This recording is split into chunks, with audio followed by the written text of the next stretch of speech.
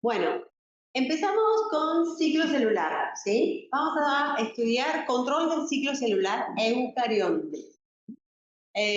Para eso tienen mi mail por las dudas que tengan consultas, ¿sí? Es un tema en el cual vamos a comenzar a integrar todo lo que vimos, ¿sí?, a lo largo de la cursada. Entonces, van a tratar de luego aplicar, sobre todo en la última clase de problemas, la comprensión de este tema, que es integrador. Comienzan a verse temas integradores, sobre todo control del ciclo celular y lo que es los desbalances del control del ciclo celular que desembocan, por ejemplo, en patologías como el cáncer, ¿sí? Pero el control del ciclo celular no es solamente importante para la patología que es el cáncer, sino que también es importante saberlo, por ejemplo, en lo que es reparación tisular o en lo que es trasplantes, ¿sí? Uno necesita fomentar el crecimiento de las células para reparar el tejido o para que el tejido acepte el nuevo órgano. O, por ejemplo, en lo que es la retinopatía diabética, ¿sí? En la cual hay crecimiento, por ejemplo, de tejido endotelial en áreas que luego ocluyen la visión. Entonces, es necesario controlar ese crecimiento y para eso es necesario saber el control del ciclo celular. Entonces, no se queden con la idea de que solo nos sirve para comprender cómo se desarrolla o cómo se controla el cáncer. ¿Mm? Es mucho más amplio. ¿Bien? Bueno, para eso entonces vamos a empezar con, una, esperemos que usemos el dedo, los dedos. Vamos a ver.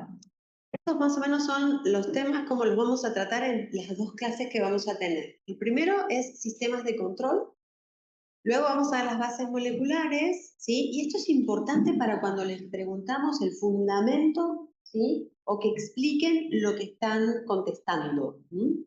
Y luego cómo se lleva a cabo la vigilancia, ¿sí?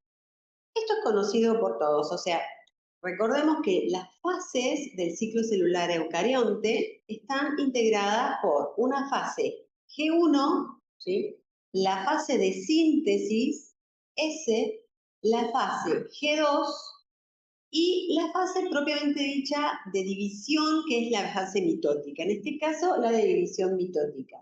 Recordemos que la fase G1, la fase S y la fase G2 constituyen lo que nosotros denominamos la interfase. Cuando la célula abandona la interfase y entra en lo que es la mitosis, lo que nosotros decimos es que por mitosis se produce el aumento del número de células y en el aumento del número de células nosotros lo relacionamos con lo que se llama proliferación celular. Aumento en el número de células es proliferación. Cada vez que hablamos de proliferación, hablamos de aumento en el número y no hablamos de crecimiento celular. El crecimiento celular es otro evento o proceso celular que vamos a escribir, ¿sí? La proliferación es el aumento en el número de células. Este mismo esquema lo podemos ver de manera lineal, no circular, en el cual nuevamente tenemos todas las fases del ciclo, ¿sí? Y empezamos en la fase G1, la S de síntesis y la G2, que van a constituir lo que conocemos como la interfase, para luego entrar en la mitosis, la división celular, y generar dos células hijas, ¿sí?, en fase G1. ¿Mm? Estas dos células hijas son más pequeñas. Son iguales o diferentes desde el punto de vista genético a la célula progenitora. Iguales, son genéticamente iguales. La división mitótica origina células genéticamente iguales, ¿sí?, que esas células hijas van a tener un menor tamaño, ¿sí? Y en la fase G1 temprana, lo que vamos a observar es un aumento en el tamaño de las células, un aumento en el volumen de las células hijas para ser similares a la progenitora. Ese aumento de tamaño de volumen es lo que nosotros decimos crecimiento celular. ¿Sí? Se nota la diferencia entre proliferación y crecimiento. Ahora bien, en las gametas, ¿sí? La gameta femenina y la masculina, lo que nosotros tenemos son células haploides, ¿sí? Es decir, que tienen un número haploide de cromosomas, una versión haploide de la carga genética de esas gametas. Cuando se produce la fecundación, lo que vamos a observar es que se restablece la diploidía celular. ¿Por qué? Porque una gameta haploide se fusiona con la otra gameta haploide, se restablece la diploidía celular y entonces lo que vamos a ver es que a partir de esa única célula se van a comenzar a dividir, ¿sí? Proliferar, dar lugar a células hijas, ¿sí? Y van a esas células hijas a conformar lo que se denomina una mórula. Todas las células, teóricamente, son iguales genéticamente, ¿sí? Pero ya en esa mórula, las células empiezan a tener alguna diferenciación en el grado de expresión de ese genoma. Parecen todas iguales, pero unas con otras empiezan a tener determinado control de la expresión génica, diferencia en cuanto a esa expresión génica, en cuanto a la calidad de las proteínas que se expresan, por más que todas tienen el mismo genoma. ¿Bien? Y por más que tienen ese mismo genoma, esta mórula va a dar lugar luego a lo que se llama una gástrula. Esto es embriología y no lo vamos a ver acá. Pero lo importante es que a partir de esa única célula diploide que resultó de la fecundación, pasando por la mórula y la gástrula, se forma un embrión en el cual hay diversidad de tejidos, ¿sí? Que se forman diferentes tejidos, diferentes órganos y diferentes sistemas, ¿sí? Y todo vino de una única célula, ¿sí? Que fue la producida en la fecundación, ¿sí? Entonces, eso se involucra, o lo que estamos observando son procesos de diferenciación celular. ¿Sí? ¿Por qué? Por una diferente expresión del genoma. Entonces acá tenemos diferentes etapas durante la vida de una célula, que es el de proliferación, el de crecimiento celular y el de diferenciación celular. Esto tal vez, el proceso de diferenciación, proliferación, ¿sí? Es claro en la etapa embrionaria, pero todos nuestros tejidos tienen estos procesos. Acá, antes de entrar en esto que les iba a explicar recién, en los tejidos, quiero que retomemos algunos conceptos que ya tienen que tener claro desde el CBC, ¿sí? Entonces, dijimos, las gametas, ¿sí? Son haploides. La haploidía de estas células es N, ¿bien? Cuando se fusionan, en el proceso de fecundación, lo que se restablece es la diploidía celular. Esto quiere decir que de los 23 cromosomas de la gameta masculina y los 23 cromosomas de la gameta femenina, en la fusión, ¿sí? Durante la fecundación, se restablece una célula diploide que tiene 46 cromosomas. Es decir, ahora la ploidía es 2N, ¿sí? Ahora, lo que siempre les cuesta es ver que nosotros tenemos un cromosoma, ¿sí? De la célula, la gameta masculina, y un cromosoma homólogo de la gameta femenina, ¿sí? ¿Por qué decimos que son homólogos? Porque tienen alelos, es decir, genes que codifican para determinadas proteínas que están localizados en alelos, en locus, ¿sí? Similares. Esa codificación entre un cromosoma de la gameta masculina y un cromosoma de la gameta femenina son homólogos, no son exactamente iguales, ¿sí? No son una fotocopia. Entonces, cuando esos cromosomas homólogos, vamos a ver en la meiosis, cuando vean meiosis, se duplican, ¿sí? lo que vamos a tener son dos cromosomas homólogos duplicados, ¿sí?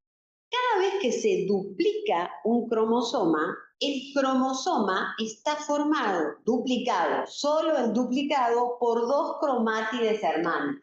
Y ahí sí son iguales, por eso son hermanas, porque se replicó. Y el proceso de replicación, como vieron ustedes, si bien tiene errores, se trata de corregir. Tratamos de que sea una copia del cromosoma que se está replicando, ¿sí? Por eso hablamos de cromátides hermanas. ¿Bien? Bien. Volvemos a esto que habíamos desde un principio visto, los procesos de proliferación, crecimiento y diferenciación, ¿sí? Lo vimos en el embrión, pero en realidad les dije, esto ocurre habitualmente y constantemente en nuestros tejidos, ¿sí? Hay un equilibrio entre el número de células que se genera y el número de células que muere, ¿sí? ¿Por qué? Porque necesitamos mantener el número de células de nuestros sistemas, órganos y organismos en general. Si no, no habría lugar en el mundo para ubicar plantas, animales y humanos. Seríamos todas esas esculturas de Botero. ¿La vieron? ¿Conocen a Botero? Bueno, cultura general. Un profesional tiene que tener cultura. Busquen las esculturas de Botero y me cuentan qué sienten cuando ven las esculturas de Botero, la clase que viene, ¿sí? Que nos encontramos. Bueno, entonces, lo que tienen acá en la diapo es un órgano. ¿Qué órgano es este? Dice abajo, intestino. Intestino, el intestino delgado. ¿Se acuerdan que el intestino delgado tenía una capa de tejido epitelial cilíndrico simple, ¿sí? Que emitía vellosidades, ¿sí? Y que tenía, ¿sí? En el inicio de esa vellosidad, una zona donde se generaban, había células indiferenciadas que sufren proliferación, división mitótica, y dan lugar a las células del epitelio cilíndrico del intestino. Pero había solo enterocitos en el epitelio del intestino. ¿Solo un tipo celular hay? ¿Cuántos? ¿Qué había? ¿Había caliciformes? ¿Células de Panner? ¿Enteroendocrinas? ¿Sí? Hay casi 5 tipos celulares que todas se originan de esas células indiferenciadas. De alguna manera, todas tienen el mismo genoma, ¿sí? Pero al dividirse, según la expresión de ese genoma, adquieren diferentes características celulares relacionadas a su función. ¿Ese proceso cómo se llama entonces? Diferenciación.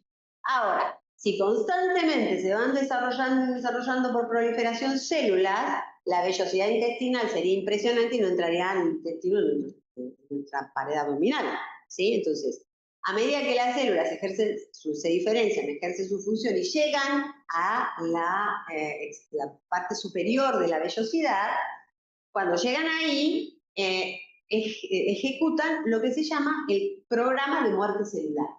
La célula sabe que se va a originar y tiene una codificación para ejecutar por falencias o alteraciones intracelulares o del medio un programa de muerte, ¿sí? Y eso entonces mantiene la homeostasis, ese es un término que vamos a empezar a utilizar. Homeostasis quiere decir que están controladas, condiciones fisiológicas controladas. Esta es la homeostasis en el número de células.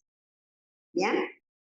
Y esa homeostasis en el número de células, como van a ver acá, lo que tenemos es,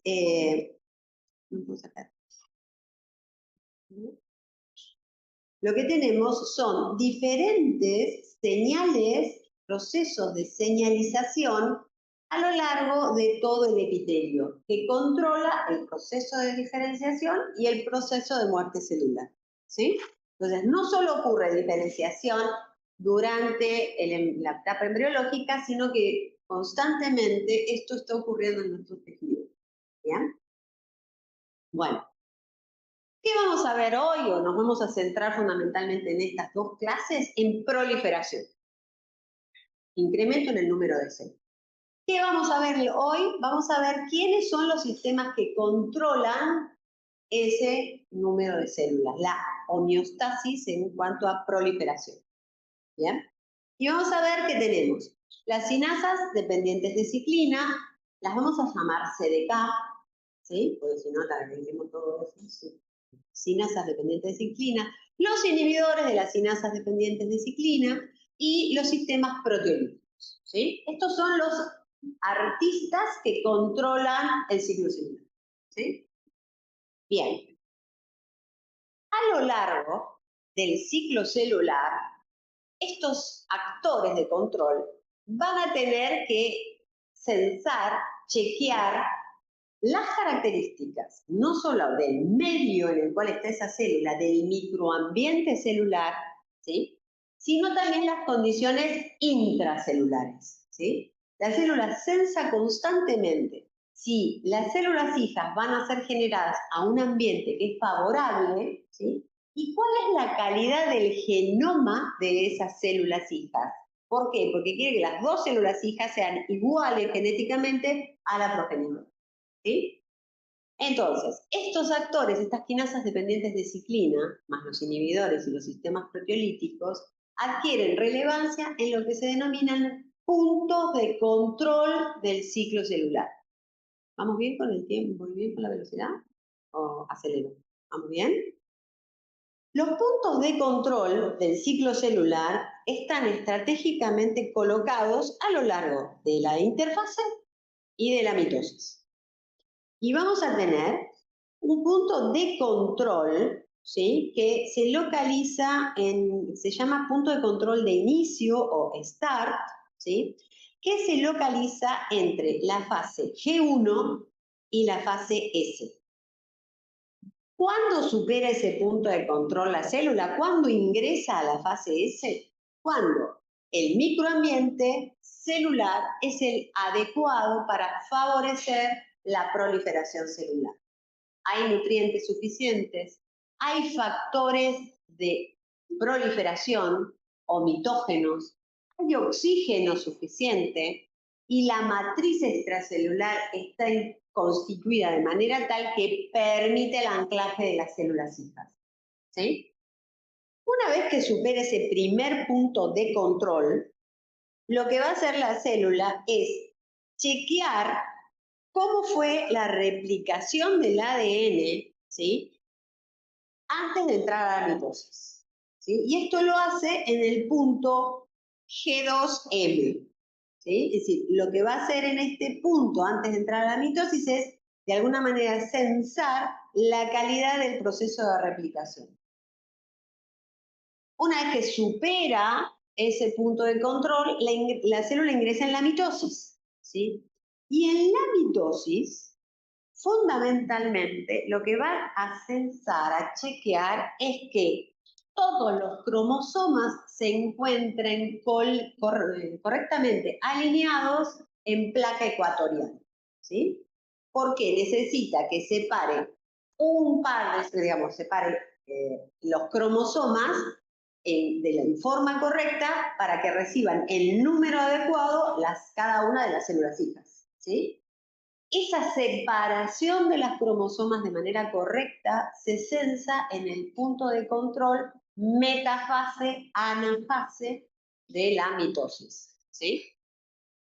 Y ese proceso de separación de los cromosomas se conoce bajo el nombre de segregación de los cromosomas a ambos polos de la célula, es decir, para generar dos células hijas genéticamente iguales. Segregación, está allá arriba, segregación de cromosomas.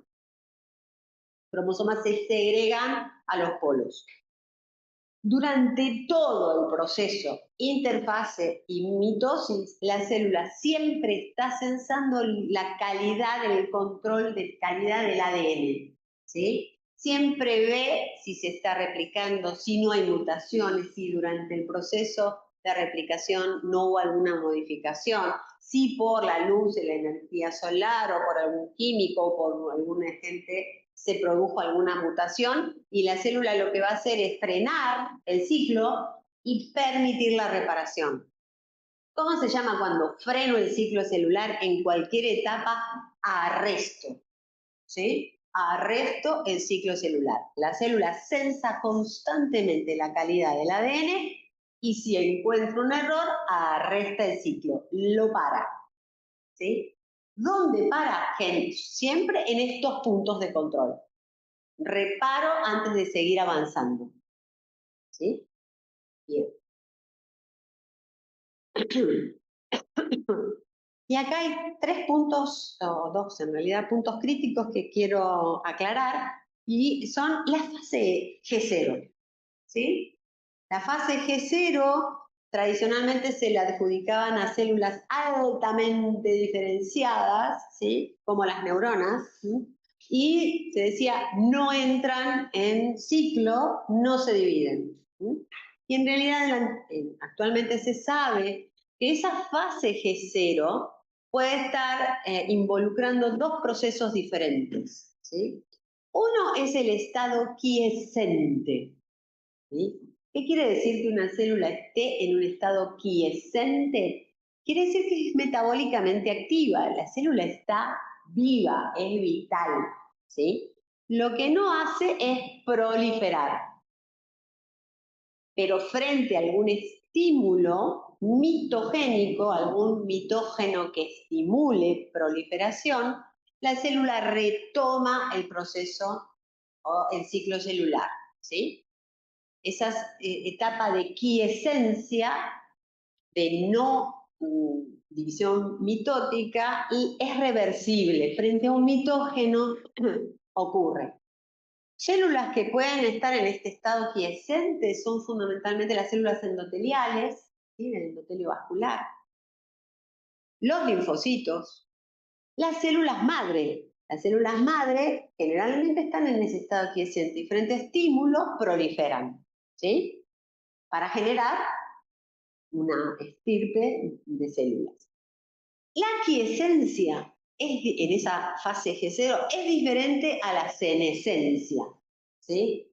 Y como dice acá, la senescencia se asocia al envejecimiento, ¿sí?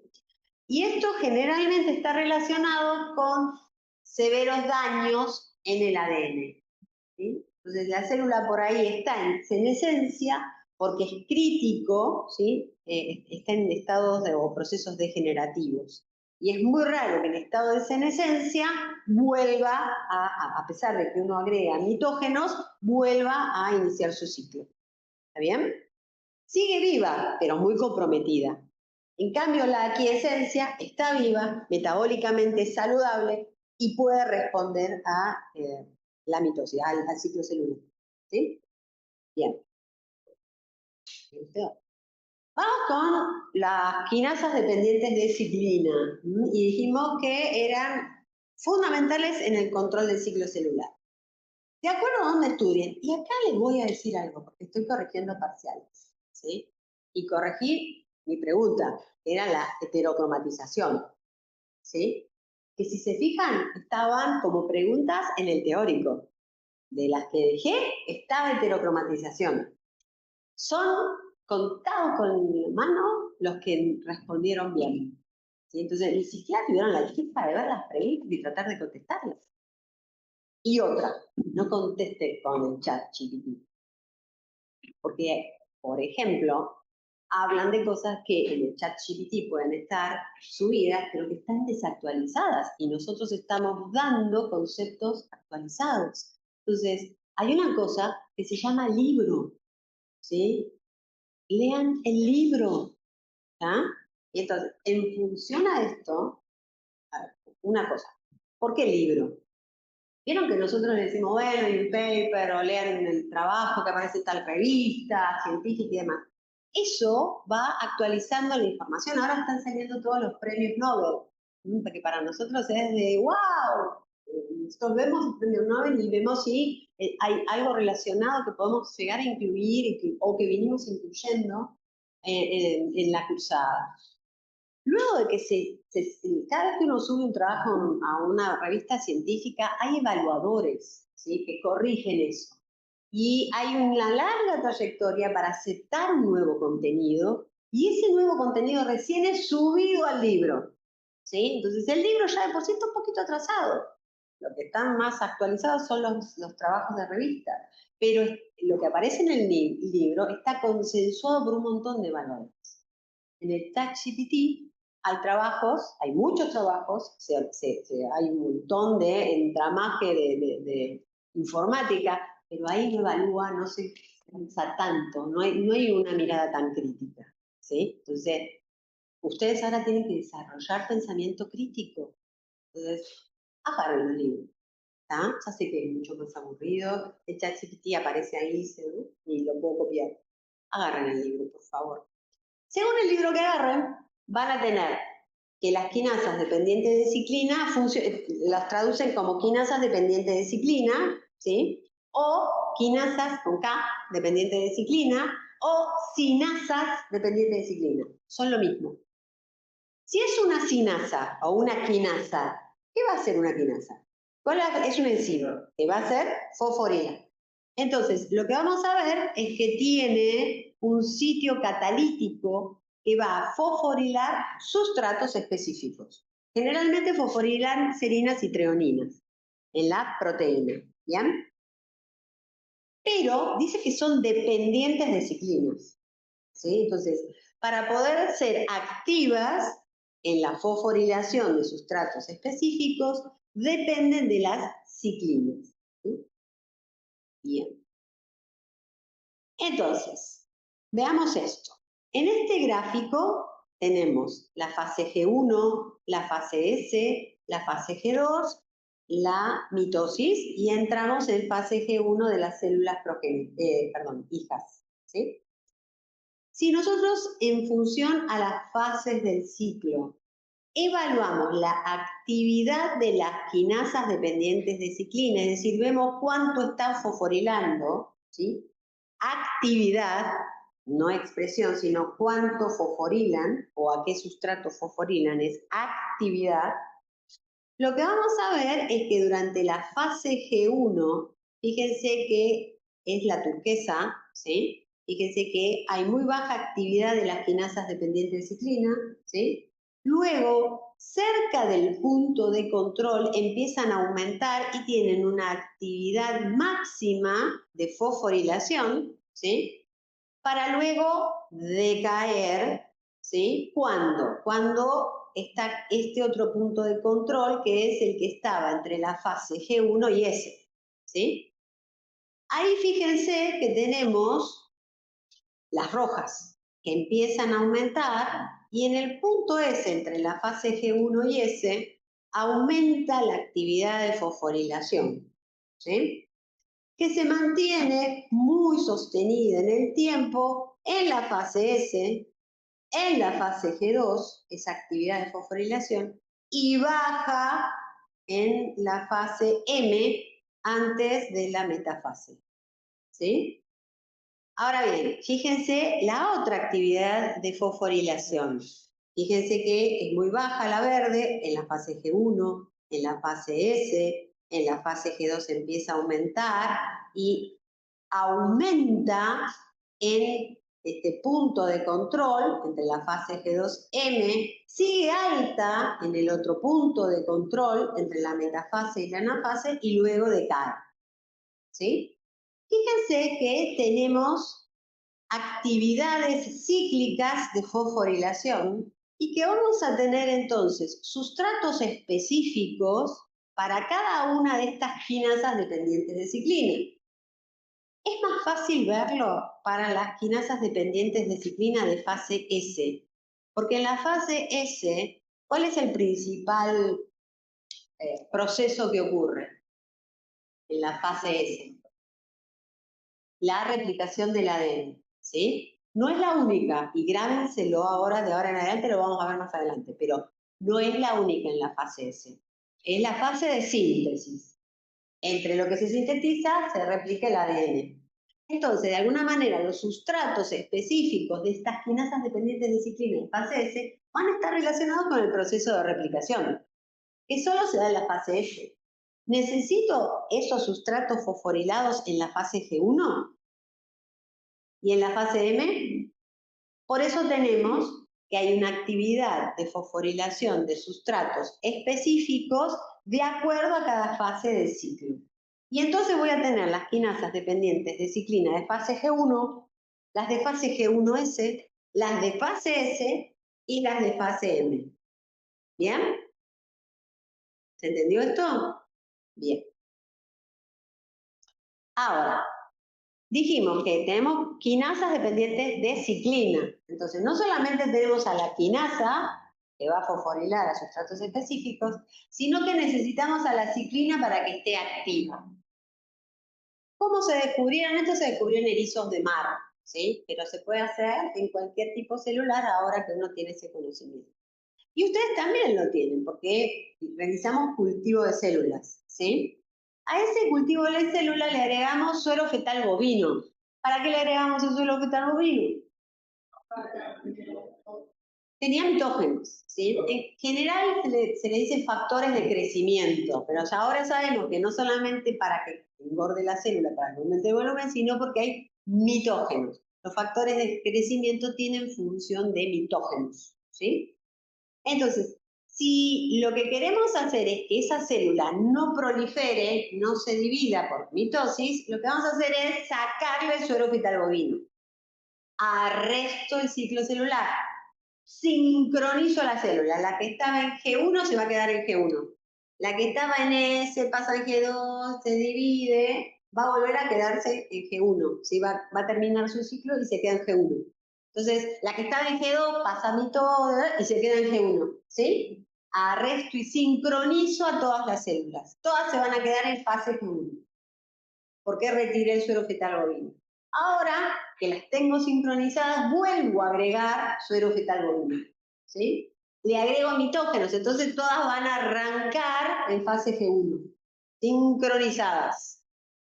Y entonces ahora lo que hago es, a una parte de esas células las voy a trabajar en una SDC page, una electroforesis, en gel de poliacrilamida, y a la otra, en la misma alícuota, separo una partecita para el gel y una partecita miro al microscopio óptico si hay figuras mitóticas, si hay cromosomas altamente condensados, ¿sí? Y si hay alguna figura mitótica. Entonces lo que se hizo fue correlacionar las figuras mitóticas, ¿sí? Acá lo que tenemos es una telofase, los cromosomas se separaron en los polos, y lo que vamos a ver acá es el gel, ¿sí? Donde ustedes tienen las bandas, ¿sí? Del gel de electroforesis. Cuando uno mide esas bandas, lo que uno puede tener acá es, por un lado, una que aumenta. Fíjense que, por ejemplo, acá abajo no hay nada en esta zona del gel, y fíjense cómo va aumentando, aumentando, aumentando, aumentando, aumentando, ¿sí? La concentración. ¿Qué es esto que vemos acá? Por ejemplo, el B. ¿Ven? Está acá. Que aumenta, es el verde, ¿sí? Aumenta la intensidad de la banda en función a las horas después de que le agregué el suero fetal bovino.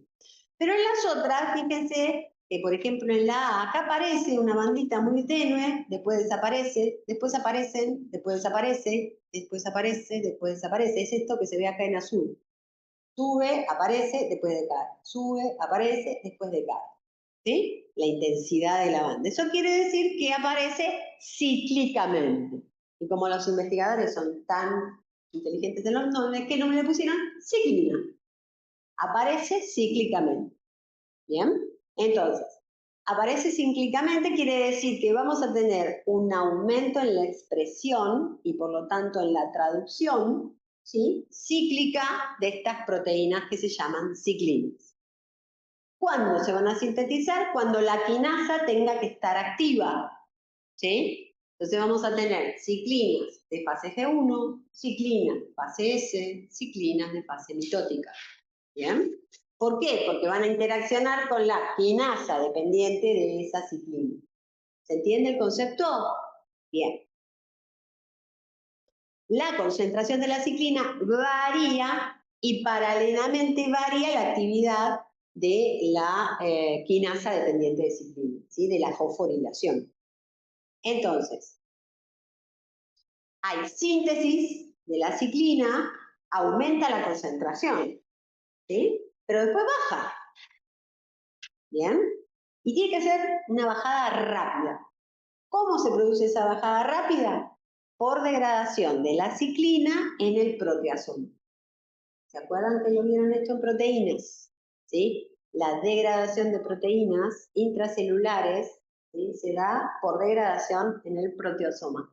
Y para que esa proteína se degrade en el proteasoma, ¿qué tenía que pasar? Tenía que poliubiquitinizarse, palabra difícil, ¿sí? Entonces, las ciclinas se poliubiquitinizan, se degradan en el proteasoma. Si degrado baja la concentración de ciclina, ¿qué va a pasar con la actividad de fosforilación de la quinasa dependiente de ciclina? Baja, sin activo. ¿Bien?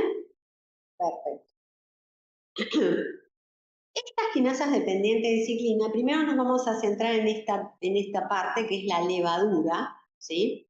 Las levaduras son células eucariontes menos complejas que las del humano, las del mamífero, y lo que ustedes pueden ver es que hay una única quinasa dependiente de ciclina, ¿sí?, que es la CDK1, una sola. Pero si hay una sola y teníamos una para G1, una para S, una para G2M, una para M, acá hay un problema. No podemos censar el sustrato, ¿se entiende?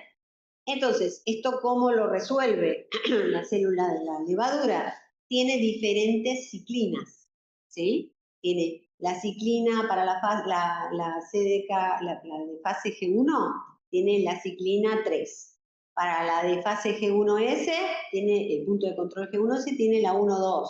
Para la de S, tiene la CLB5,6. Tiene diferentes ciclinas. Entonces, la ciclina no solamente activa a la quinasa, ¿sí?, cuando lo une, sino que también le da especificidad de sustrato. ¿Sí? Entonces ahora sé los sustratos de fase G1, los sustratos de fase S, los sustratos de fase M, están de alguna manera seleccionados, especificados en la interacción de la ciclina con la quinasa. ¿Sí? No solamente favorece la actividad, sino que determina el sustrato que tiene que fosforilar la quinasa.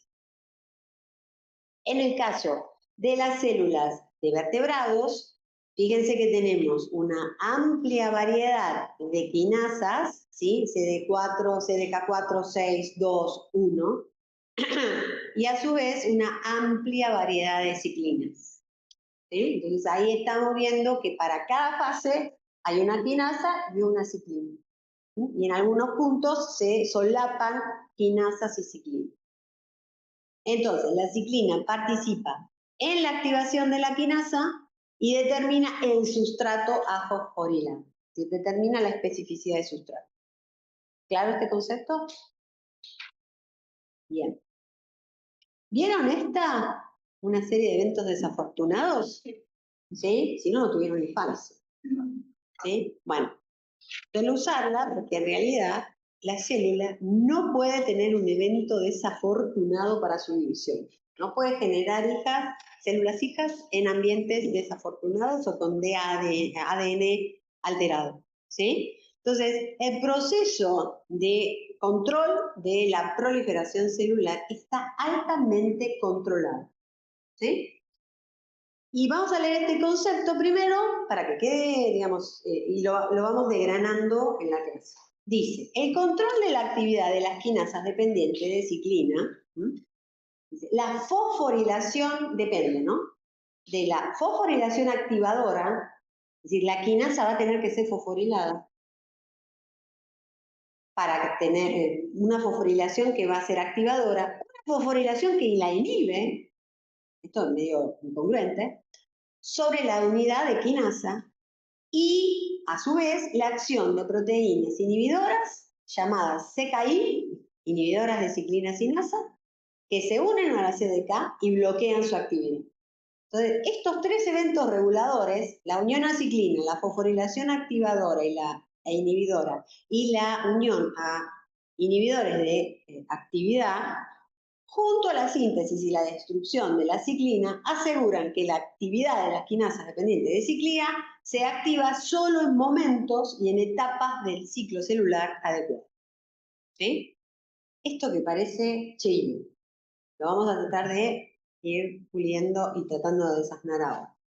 Primero, las quinasas dependientes de ciclina son proteínas biglobulares, es decir, si ustedes se fijan, acá hay una estructura globular, una subunidad mayor globular, y acá hay otra más chiquita, ¿sí?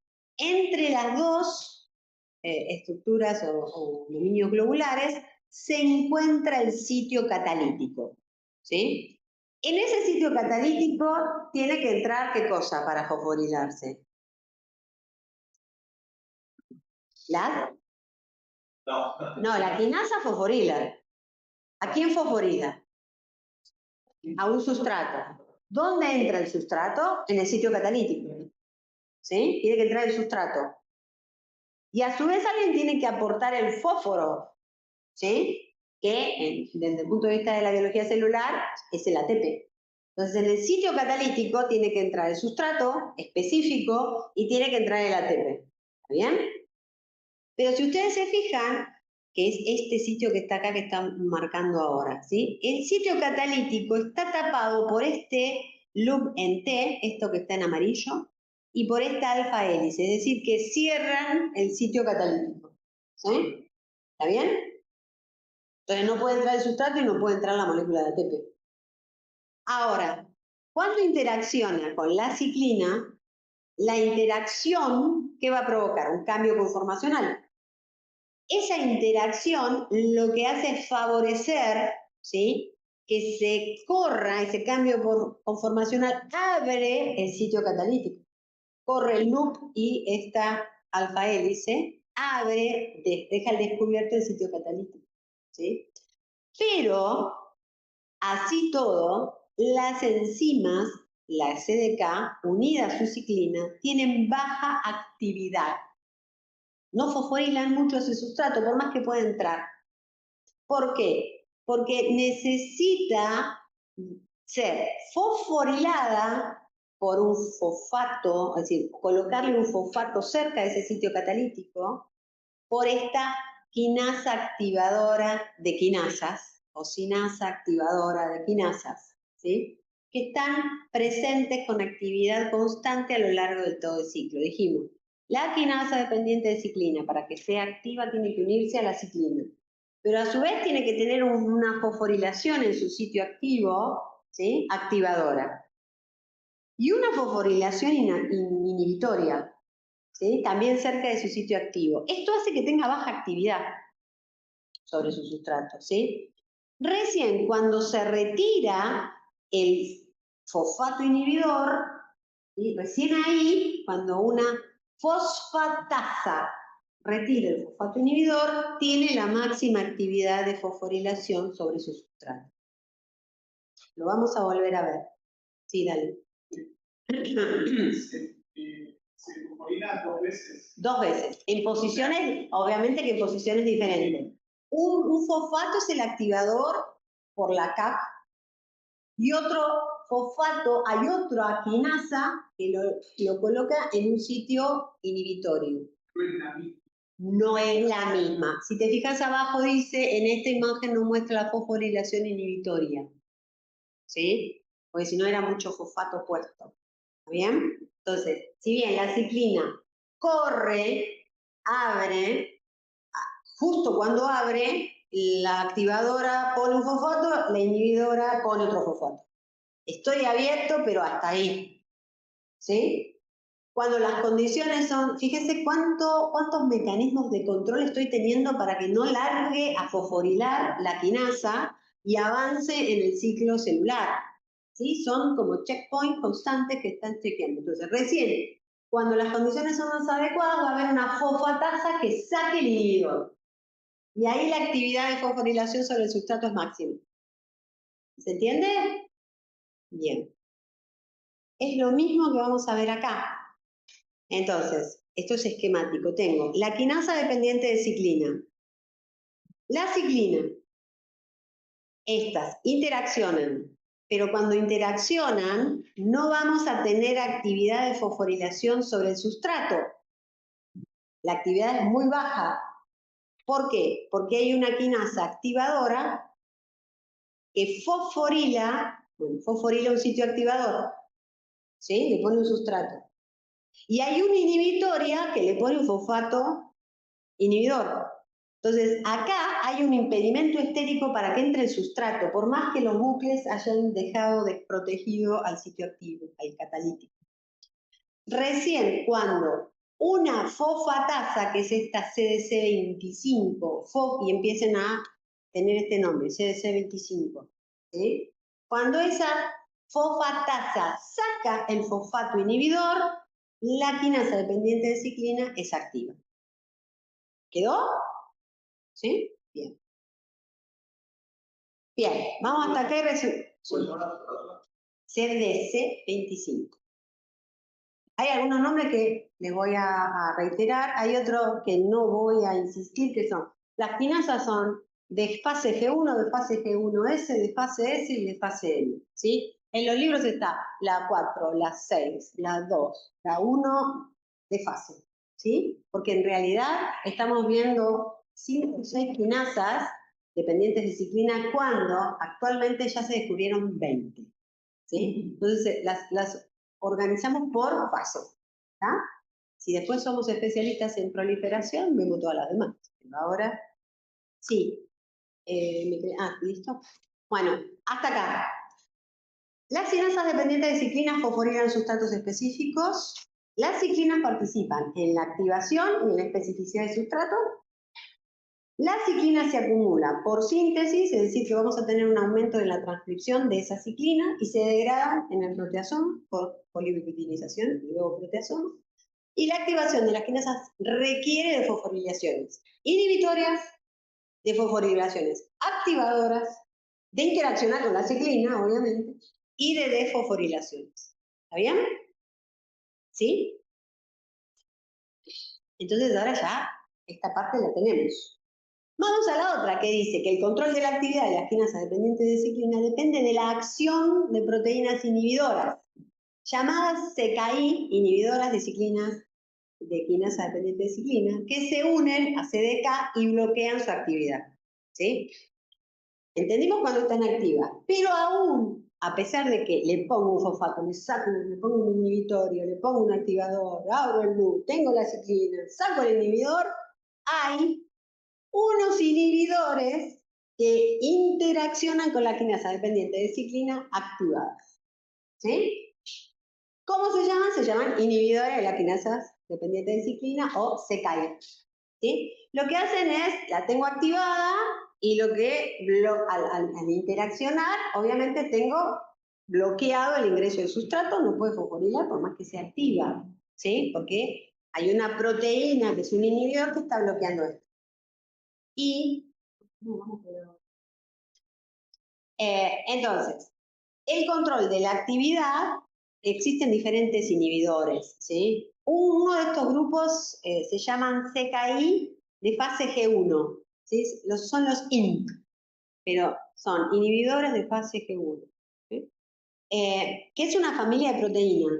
¿Sí? Esta familia de proteína actúa sobre las quinasas que interaccionan o que trabajan en esta fase G1, ¿sí?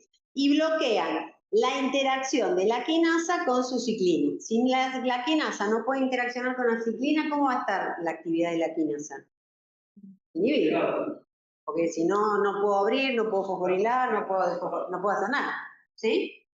Y mantienen a las quinasas dependientes de ciclina de fase G1 inactivas. ¿Pero se entiende el por qué? ¿Sí? Bien. El segundo grupo se llaman los CYP-KIP, y estos los vamos a, lo mismo que les dije, recuerden la CDC25, ahora recuerden a estos inhibidores que son P21, P27, P57. Sobre todo P21 y P27 que lo vamos a usar en los problemas del trabajo práctico, ¿sí? En esto que tenemos que resolver y tratar de ver cuál es la droga o fármaco que se, ¿sí? Estos se unen a las quinasas dependientes de ciclina que ya están unidas a la ciclina. ¿Sí? Entonces ya están activas, o pueden llegar a estar activas, y bloquean la actividad de los complejos que contienen ya unidos a sus ciclinas, ¿sí? Entonces, P21 funciona en G1 y en G2, P27 funciona en G1, en la etapa G1S, y P57 fundamentalmente durante el desarrollo embrionario. Así que mucho no le vamos a prestar atención, pero sí tengan presente P21 y P27. ¿Sí? Bien. Y lo último que nos queda dentro de los actores del proceso de control son los sistemas proteolíticos. ¿Sí? Tenemos la quinasa dependiente de ciclina, los sistemas, los inhibidores de quinasas, ¿sí? Dependiente de ciclina, y ahora tenemos los sistemas proteolíticos. ¿Sí?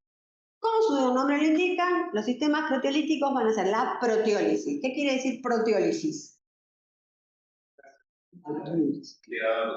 ¿Degrado qué cosa? Proteínas. ¿Cómo se degradan proteínas citosólicas en la célula?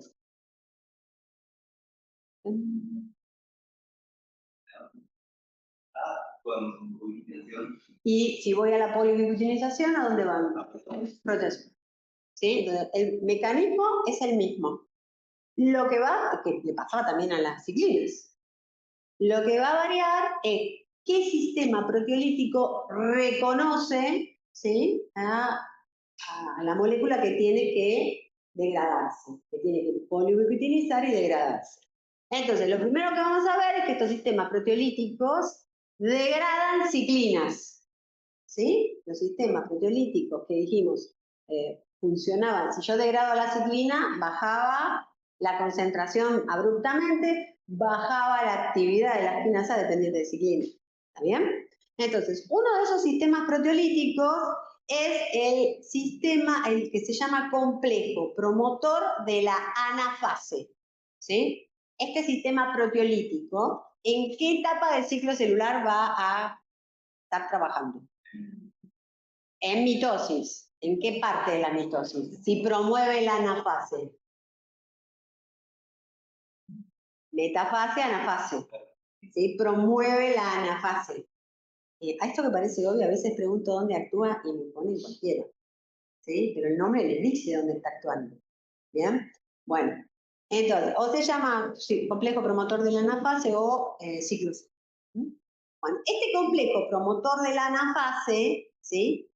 Se une a otra proteína. Esto siempre es como el Tetris, se van uniendo proteína a proteína y eso va determinando una conformación que le da especificidad a ese complejo de proteínas para reconocer el sustrato, ¿sí? En este caso, el complejo promotor de la anafase se puede unir a esta proteína que se llama CDH1 y lo que hace es poliubiquitinizar a la ciclina mitótica.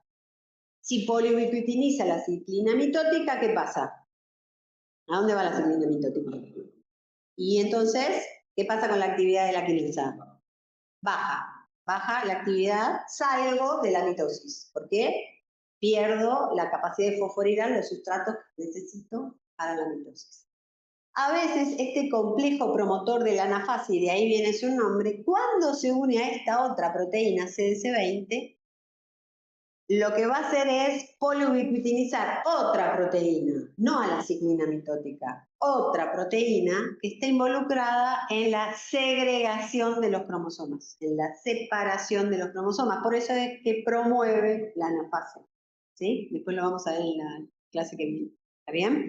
Según este sistema proteolítico, a qué cofactor, a qué otra proteína está interaccionando, degrada la ciclina mitótica o favorece la segregación de los cromosomas. ¿Está bien? Ánimo, falta poco, no te me duermas, dale. Bueno. El otro sistema proteolítico es el sistema SCF, ¿sí? ¿Qué es esto que tienen acá al costado? ¿Sí? Que es una proteína, tiene varios módulos esta proteína, un complejo macromolecular proteico, que tiene una parte que se llama caja box F y tiene, para que se acuerden, otra que se llama culina. Lindo nombre, culina, para una proteína. Bueno, esta proteína con caja F, lo que tiene es la posibilidad de reconocer los inhibidores de quinasa cuando están fosforilados. ¿sí? Los inhibidores de quinasa fosforilados, los reconoce y también una vez que reconoce esa fosforilación del inhibidor, según el grado o el nivel de fosforilación, lo que va a hacer es ubiquitinizarlo y entonces ¿qué le va a pasar a ese inhibidor? Va a ir al proteasoma y se degrada. Si yo degrado el inhibidor, ¿qué le pasa a la actividad de la quinasa? Va a estar activo, ¿sí? Mientras esté unido al inhibidor, no, cuando lo degrado, activo. Bien. Y acá les doy algunos procesos en los cuales está funcionando este sistema de proteólisis. En la transición de G1S lo vamos a ver, y en la transición de G2M lo vamos a ver más adelante, ¿sí? Pero para que vayan relacionando esto con lo que vamos a ver en la clase que viene.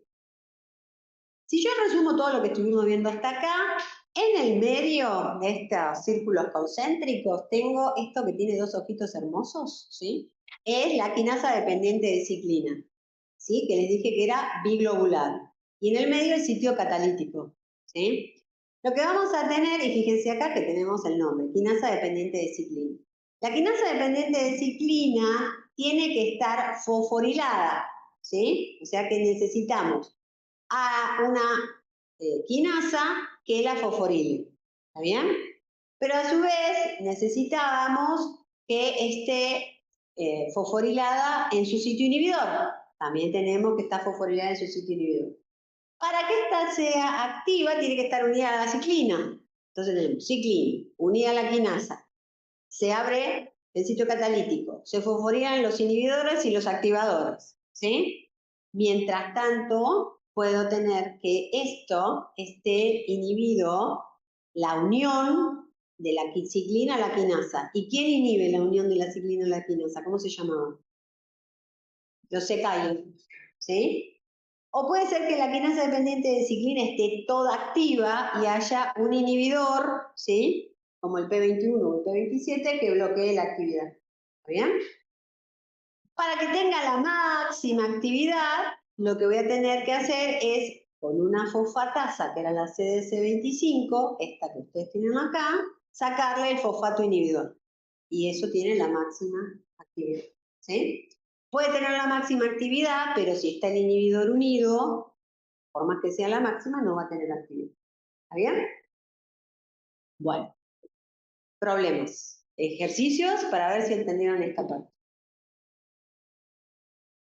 Y le puse atención, atención, atención, porque después es lo que pregunto.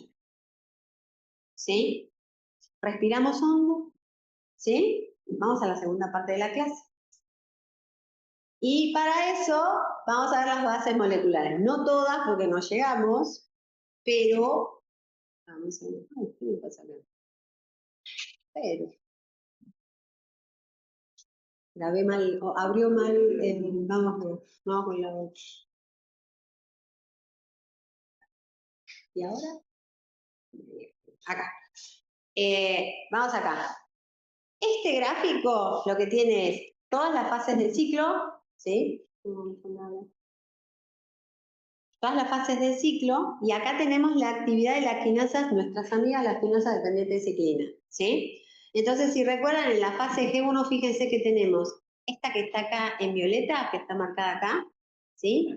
Fíjense que en la fase G1 temprana empieza a aumentar la actividad, o sea que va a fosforilar sustratos específicos, y luego, antes de ese punto de control que yo les dije de inicio, que era entre G1 y S, fíjense que esa baja, ¿bien? Y en la otra, la CDK de fase G1S, que es la negra, fíjense cómo va aumentando, va aumentando, va aumentando, llega a un máximo de actividad de fosforilación justo con la pasada entre G1 y S, y luego decae abruptamente, ¿sí? Si ambas ciclinas, la de G1 y la de G1S, decaen abruptamente, ¿por qué decae la actividad de fosforilación? ¿De quién? ¿De qué? Puede ser de la ciclina. Puede ser de la ciclina, no, de la ciclina, porque si hay actividad es que está activa, las quinasas están activas.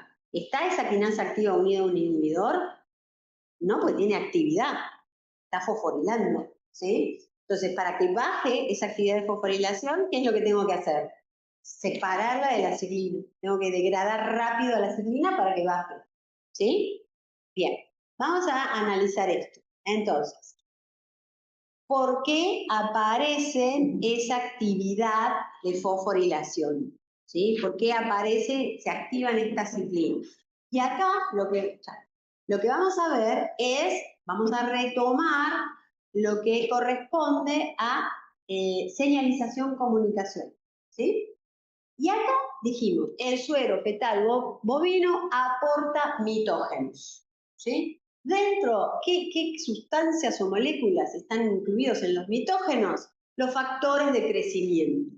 Los factores de crecimiento como el vascular endothelial growth factor, el epidermal growth factor, el plasma endothelial growth factor, todo lo que sean growth factor, ¿sí? Son factores de crecimiento que tienen actividad de mitógeno. Si tienen actividad de mitógeno, ¿sobre qué actúan? Proliferación, diferenciación o crecimiento.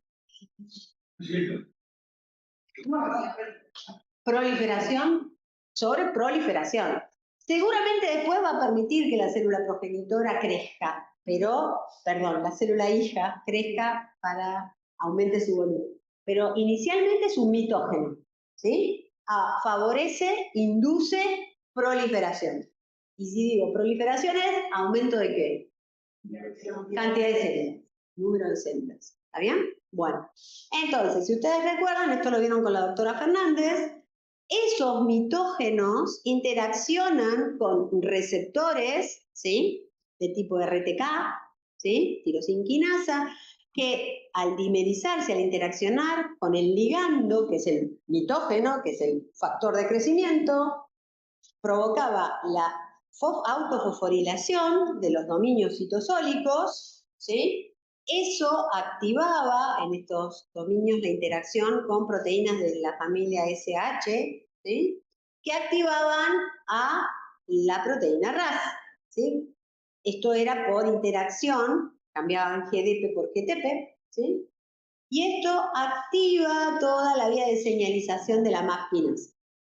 ¿Bien? A mí, acá, control del ciclo, lo que me interesa es que el mitógeno, a través de esta vía de señalización, lo que hace es desencadenar cambios en la expresión génica, que son cambios más lentos en cuanto a respuesta, ¿sí? ¿Por qué? Porque tengo que aumentar la expresión de genes. ¿Dónde va a ocurrir? ¿En qué compartimiento celular aumenta la expresión de genes? La expresión de genes. La expresión de genes, ¿estamos todos de acuerdo? La expresión de genes es a nivel nuclear, porque ¿dónde tengo el ADN? En el núcleo, ¿sí? No se ría, porque después no saben lo que pones. No, el centrosoma es otra cosa, el centrosoma está afuera, ya viene el citoesqueleto, pero esto no tiene que ver, lo vamos a ver al centrosoma. Pero centrosoma es una unidad citosólica. Los genes están en el núcleo. Si yo tengo que aumentar la expresión génica, de alguna manera las señales tienen que indicar, traslocar al núcleo e indicar específicamente qué genes se tienen que transcribir. ¿Sí? En este caso, lo que vamos a ver es el aumento de proteínas, como dicen ahí, que regulan el ciclo celular, que aumentan la proliferación. Esas proteínas son, o genes que se transcriben son CFOS, CEAN y CEMIC. Lo tienen acá. CFOS, CEAN y CEMIC. No lo tienen acá porque la doctora me lo borró, pero está CEMIC. ¿Sí? M-I-C. M-Y-C. ¿Está bien? Entonces, lo que vamos a ver es que fíjense ustedes que afuera la célula sensa con sus receptores. ¿Cuáles son las características del medio? Hay mitógeno. Hay una transducción, ¿sí? Esa señal se va a través de modificaciones químicas, llega a generar una proteína, ¿sí? Una señal que ingresa al núcleo, ¿sí? Y que activa la transcripción de genes de respuesta temprana. CFOS, CEMIC. ¿Bien? Entonces, esto está esquematizado. El microambiente celular tiene un ligando, que es el mitógeno, interacciona con el RTK, un receptor. El RTK en su dominio intracelular se modifica por autofosforilación, va la vía de señalización de la MAP quinasa y eso desencadena a nivel del núcleo, ¿sí? Por eso pongo transcripción a nivel nuclear de genes de respuesta temprana, ¿sí? Y acá están CFOS, CEYAN, CEMIC, que son proteínas que regulan la expresión de estos, digamos, estos genes, ¿sí? Estos genes, lo que pongo acá, son proteínas que regulan la expresión de otros genes, son factores de transcripción, ¿sí? Entonces, son proteínas. Y acá quiero que presten atención, ya sé que es una pavada, pero a veces esto es letal en los exámenes, ¿bien? Desde afuera llega una señal. Vamos al núcleo. Aumenta la transcripción de genes, ¿sí? Si aumenta la transcripción de genes en el núcleo, ¿qué estoy obteniendo por aumento de esa transcripción? ¿Qué molécula? ARN, ¿qué tipo? Mensajero. ARN mensajero para CEMIC, ARN mensajero para CEYAN, ARN mensajero para CEFOS. ¿Dónde se traduce ese ARN mensajero? Empieza en el citosol y termina en el citosol. ¿Por qué? ¿A dónde van esos genes que son factores, esas proteínas que son factores de transcripción? CFOS, CEYAN, CEMIC. ¿A dónde tienen que ingresar? Al núcleo, porque es ahí donde van a ser factores de transcripción. Entonces, sale el ARN mensajero, se traduce, ingresa, ¿sí?, la proteína al núcleo. ¿Bien? Y ahí la proteína que tiene que actuar como un factor de transcripción, CFOS, CEYAN, CEMIC, ¿sí?, va a tener que tener en su secuencia una señal de internalización al núcleo. Vamos recorriendo todo lo que vimos antes. Y va a tener que tener secuencias que le permiten traslocar al núcleo a través del poro nuclear. ¿Sí? Entonces tengo que ir y ver cómo era eso. ¿Sí? Y una vez que reingresa al núcleo, actúa como factor de transcripción. ¿Sí? Es una proteína que controla la transcripción de genes específicos. ¿Vamos bien hasta acá? ¿Me siguen? ¿Sí? Bien, entonces vamos más abajo. Cuando traslocan al núcleo, ahora ya como proteína, activa la transcripción de genes de respuesta, se llama tardía. Los CFOS eran tempranos. Ahora son genes de respuesta tardía. ¿Cuáles son esos genes? Las quinasas dependientes de ciclina de fase G1. Miren hasta dónde llegamos recién. Estamos en G1. Pero son las quinasas y la ciclina, ¿sí?, que necesito para atravesar la fase. ¿Bien? Estas...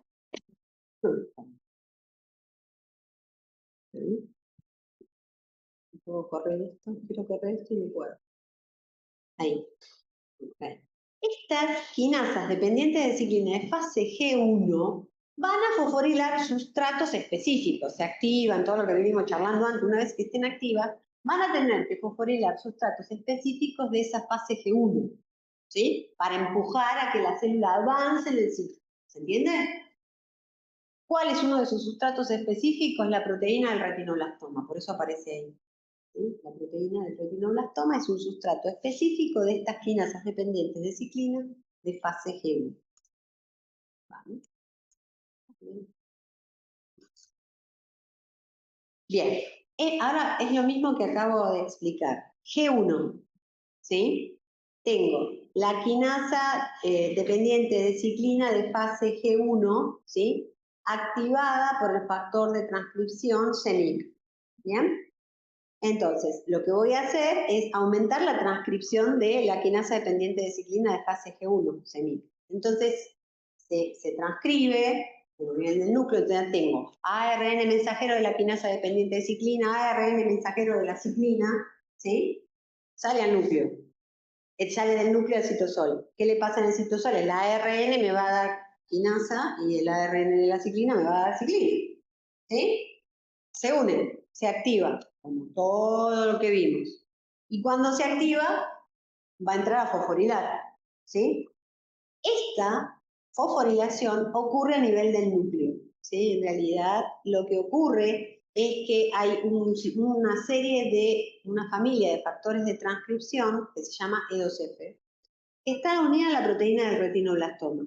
Cuando esa familia de factores de transcripción está unida a la proteína del retinoblastoma, no hay transcripción, no se transcribe nada, no hay ningún gen específico transcrito.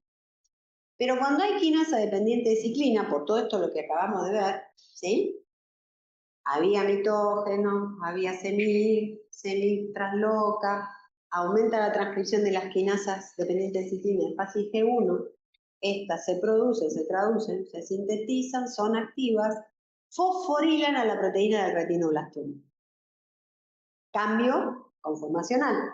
Los factores de crecimiento, los factores C2F, factores C2F, quedan libres y actúan como factores activadores de la transcripción. ¿Sí? ¿Y de qué?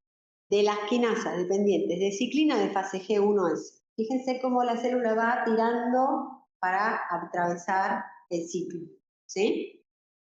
Y ahí entonces vamos a ver que tenemos una entrada abrupta a la fase S. ¿Bien? Entonces, si ustedes se fijan, esto es lo resumido lo que acabamos de ver.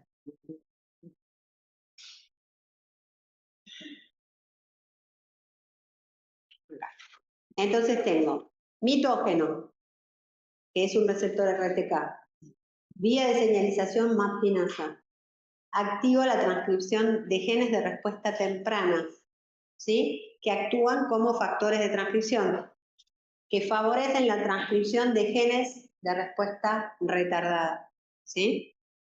Entonces, la CDK de fase G1, que es esta que está acá, perdón, es esta que está acá, yo empiezo a aumentar la fosforilación, ¿sí?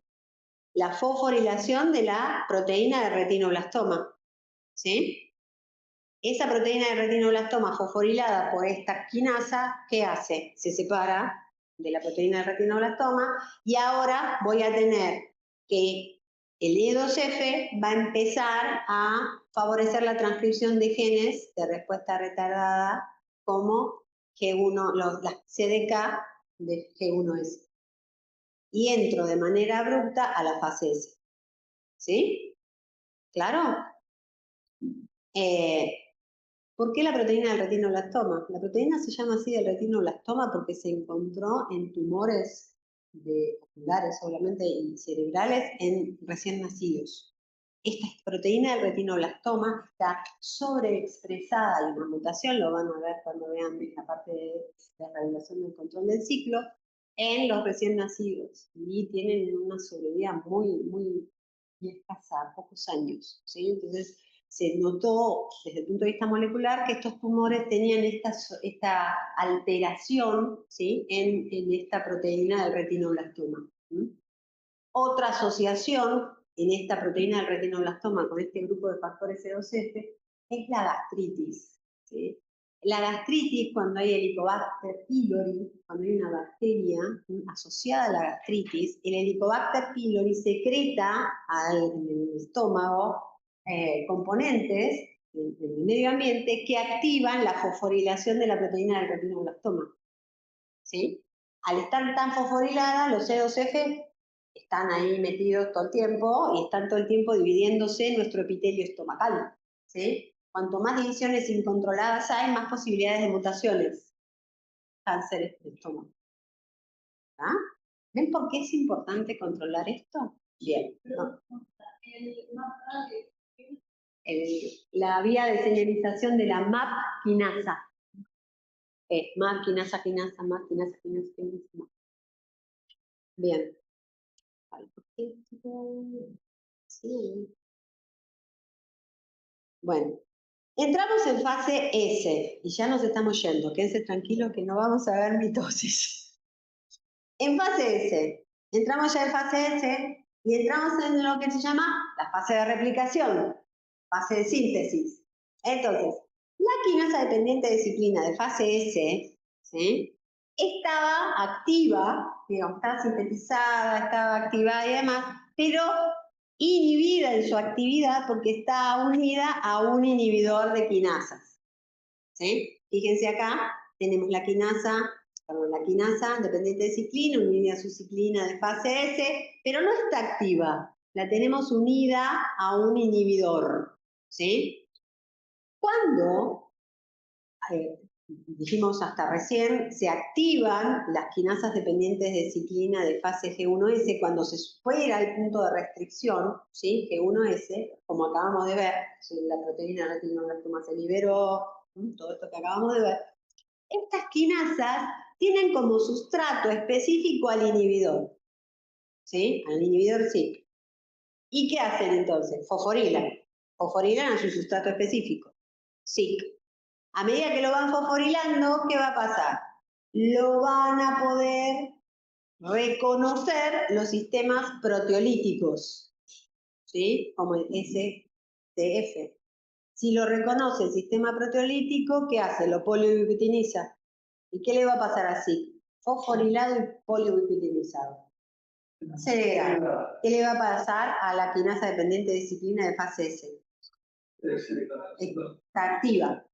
Está activa, ¿sí?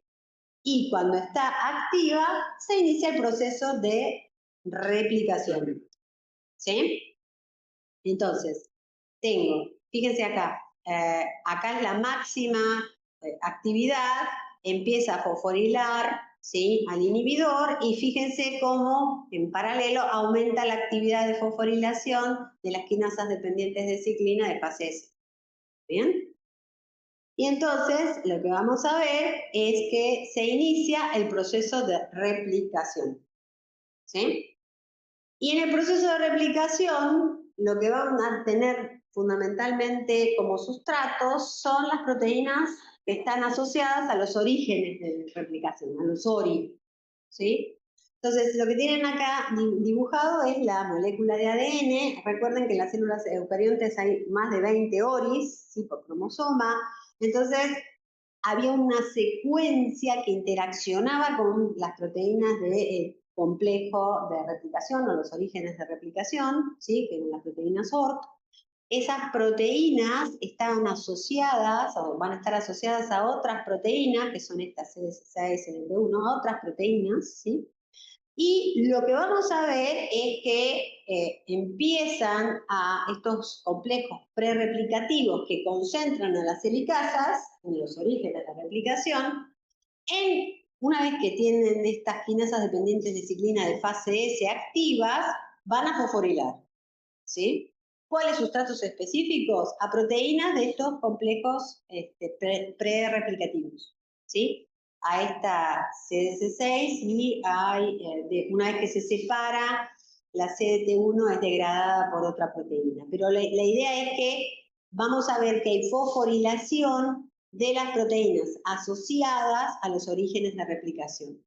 Entonces cambia la conformación, las helicasas se activan y se origina la ampolla de replicación o la burbuja de replicación, ¿sí? Esta actividad de fosforilación de las quinasas dependientes de ciclina, si ustedes se fijan, se mantiene en toda la fase S. Fíjense que está durante toda la fase S y durante toda la fase G2, y recién cae entrada en la mitosis, ¿sí? Y acá en G2 y en mitosis no hay replicación, ¿sí? Sin embargo, esto se origina porque se mantienen fosforiladas esas proteínas para que no se vuelvan a formar estos complejos prerreplicativos, y de esa forma se puede replicar una sola vez el ADN, ¿sí? Si no, la célula podría replicar tantas veces como quisiera el ADN. Bien, entonces es importante la activación de la quinasa dependiente de ciclina, que estos de fase S, que esto se mantenga a lo largo del ciclo hasta la mitosis para asegurar una única replicación. ¿Bien? Bien. Y no solo se replica el ADN, porque si se replica solo el ADN estallaría la célula porque no entra en el núcleo.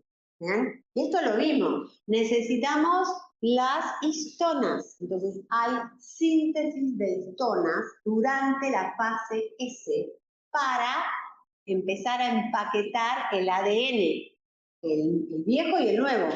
¿Sí? Y a su vez síntesis de las proteínas del mantenimiento de los cromosomas, porque necesito empezar a condensar ese ADN que se está sintetizando. ¿Bien? Entonces, hay en la fase S replicación del ADN, hay síntesis de histonas y síntesis de las proteínas del mantenimiento de los cromosomas. Paralelamente, estas quinasas dependientes de ciclina de fase S actúan afuera, digamos, están todas en el citosol, por un lado favoreciendo, en el núcleo, perdón, favoreciendo la replicación, y por afuera, ¿sí?, favoreciendo la síntesis de las proteínas histonas, la síntesis de las de mantenimiento de los cromosomas, y van a ver que en el citosol lo que van a ver es que comienza el armado del usomitol. Y acá sí empezamos a tener el centrosoma que hablábamos antes, ¿sí? Pero como no quiero spoilear la clase, vamos a resumir acá en qué pasa en la fase S, unidas, digamos, qué pasa con las quinasas dependientes de ciclina de fase S. Degradan así, que era el inhibidor, ¿sí?, de las quinasas dependientes de ciclina de fase S. Se fosforilan los complejos prerreplicativos y controlan que haya solamente una replicación. Promueven la síntesis de histonas y consecuentemente el empaquetamiento del ADN y, acá me olvidé de colocar, las del mantenimiento de los cromosomas, y empieza a duplicarse el centrosoma. ¿Bien?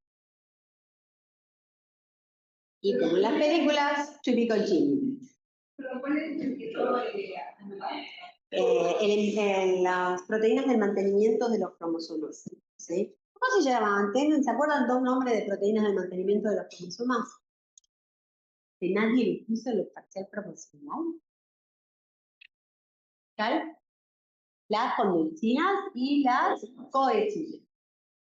¿Sí? Cuando pregunté, defina cromatina, cuando defina cromatina, había en el teórico estaba la definición. ADN, cromosomas, histonas, proteínas de tipo histonas y proteínas de tipo no histonas. Sí. Bueno, salva. Porque yo, una compañera, me dijo que eran específicas, pero no sabía que eran específicas. Tanta especificidad como está en el Tanta especificidad. Entonces, fíjense lo que pongo en las preguntas que están escritas y me consultan antes de meter la patada. ¿Sí? Teórica de ADN, en el regulatorio. Me cargan uno de los encargados de comisión que me dicen, mi comisión desaprobó por tu pregunta, todos. Y era inestabilidad de la molécula de ARN. Y lo di. Y era de las primeras partes del segundo teórico. ¿Por qué una molécula de ARN es inestable con respecto a la de ADN? Eso porque puede interaccionar entre ellos, pero a su vez, ¿qué grupos? ¿Perdón? El oxidrilo. Tiene el oxidrilo que la otra no tiene. Entonces puede ser interaccionar con otras moléculas o con otras proteínas y ser hidrolizada por encima sin interaccionar con agua. Eso era la respuesta. ¡Wow! No saben la desilusión. Yo dije, no puede ser. No puedo dormir a la noche pensando que todos desaprobaron por mí. Vamos, lean, estudien, ¿sí? Traten de eso. Nos vemos. Buen fin de semana largo. Aprovechen para estudiar, pero para relajar. Nos vemos el martes.